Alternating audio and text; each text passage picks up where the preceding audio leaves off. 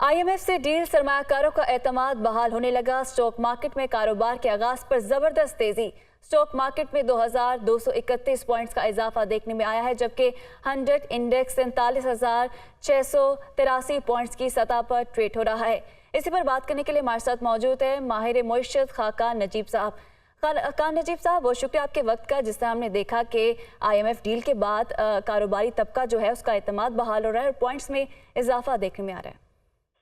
जी देखिए, मैंने तो हमेशा कहा कि पाकिस्तान को IMF से राह फरार नहीं है और IMF ही वो डॉक्टर है ICU का जो आपको थोड़ी सी तकलीफ दे सकता है कि जो मुश्किलात पाकिस्तान को एक्सटर्नल फ्रंट पे हैं वो फॉर द 9 मंथ्स अगर हम duration of the program complete करते हैं तो वो दूर हो जाएंगी।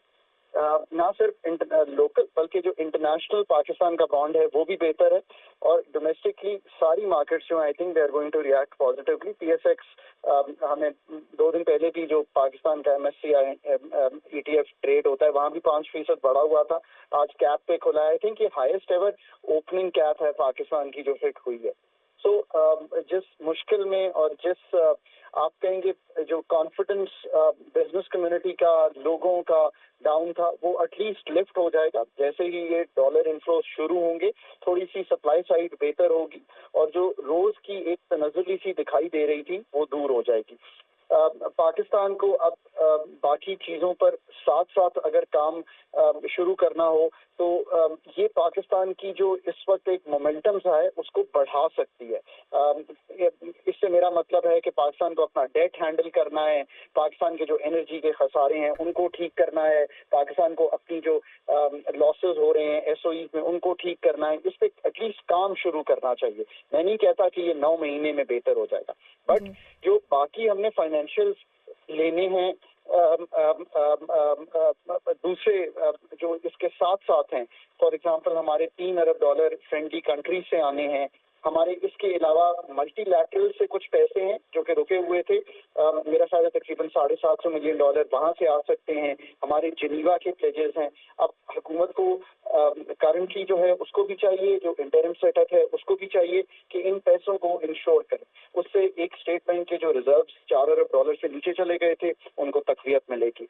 दूसरा जो जरूरी काम करने वाला है वो इसके साथ ये है कि जो IMF के साथ स्टैंड बाय अरेंजमेंट हमने तय किया है इस अरेंजमेंट को इंश्योर करें। अगर इस अरेंजमेंट को इंश्योर नहीं करेंगे कि इसमें जो सारी चीजें हैं वो पूरी हों तो फिर मुश्किलात जो हैं वो दोबारा वापस आ सकती हैं, सेंटिमेंट टूट सकता है। और इसको करने के लिए एक कॉम्पिटेंट टीम जो है वो पुट टुगेदर करें ताकि ये काम किया जा सके। याद रखिए हमने लास्ट प्रोग्राम भी इनकम्प्लीट जो है वो क्लोज किया है। That is not a good story for Pakistan. So let's try and build a better story for Pakistan from here.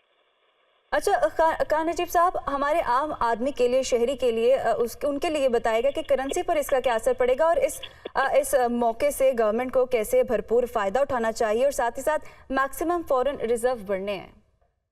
देखिए, एक तो बात बिल्कुल क्लियर होनी चाहिए कि पाकिस्तान में जो रुपए की कदर है एक चूंकि बहुत ज्यादा आई थिंक डिस्कस होती है। मैं तो इतना वरी इसके बारे में इसलिए नहीं करता कि ये हमने एक रिफॉर्म किया था, मैं टेबल पे मौजूद था जब हमने रिफॉर्म किया था, तो हमने ये कोशिश की थी कि पाकिस्तान की जो करेंसी है उसको market based exchange rate mechanism पे ले जाएं।